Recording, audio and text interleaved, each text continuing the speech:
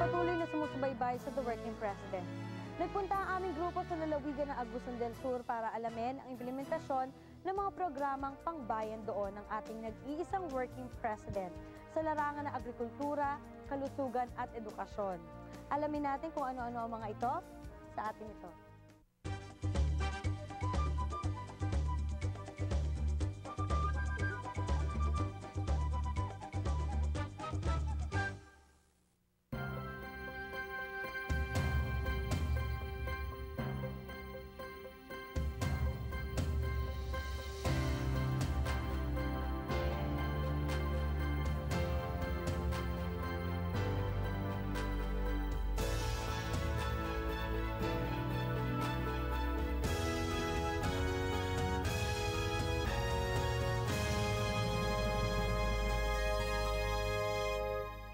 I see a province that and an administration that works with all the agencies.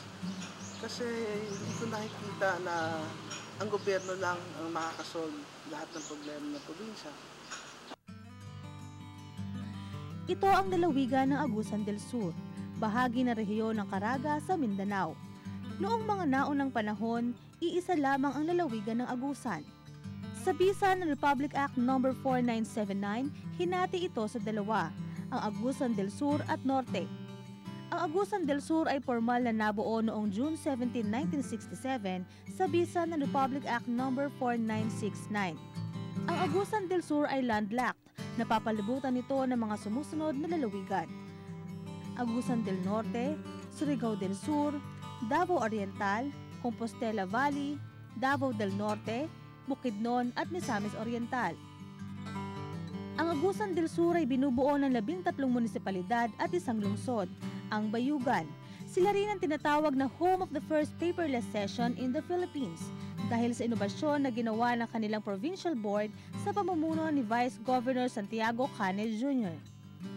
Sa kasalukuyang pamumuno ni Gobernadora Maria Valentina Plaza, iba't ibang programang pangbayan ang kanilang inilunsad, sa tulong na rin ni Pangulong Gloria Macapagal Arroyo, at isa na dito ang patubig para sa mga magsasaka. Definitely this area magiging productive siya, highly productive na area. Twice a year ang ating harvest na sa bigas. Tamang-tama ho ang ating programa sa probinsya. Meron tayong tinatawag na bugas, which is boosted utilization of grains in Agusan del Sur, wherein for every 30 hectares, pwede mag-avail ang isang farmer or isang grupo ng farmers ng farm machinery, ng warehouse at solar dryer.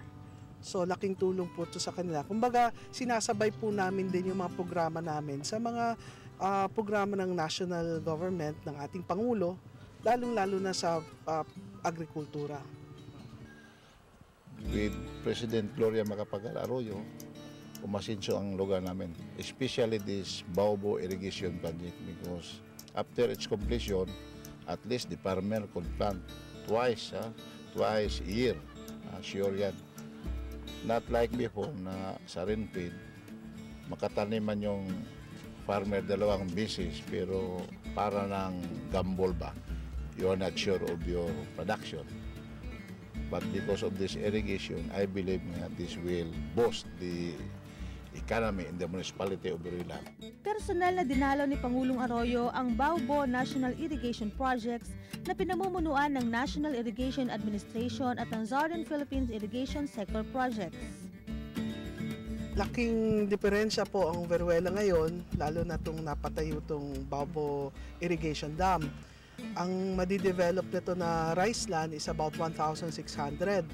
And as you can see, mamaya dadaan tayo, makikita niyo yung diferensya ng isang lugar na noon walang ka tao-tao. Kumbaga kung may tao, mukhang hindi develop, hindi productive. So ngayon nakikita natin agresibo na yung mga tao in planting the rice kasi may irrigation na. Malaking pag-asa ang nalagay sa kanilang puso.